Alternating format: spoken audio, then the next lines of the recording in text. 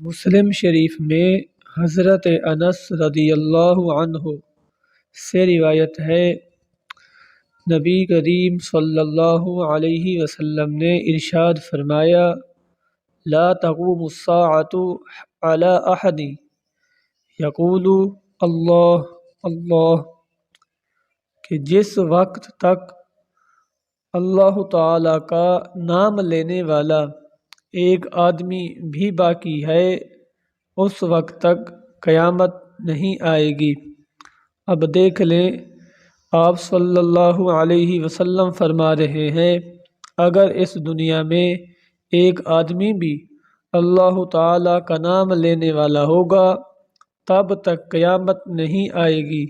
اس سے معلوم ہوا جب قیامت آئے گی تو کفار پر آئے گی، مسلمانوں پر ہرگز نہیں آئے گی۔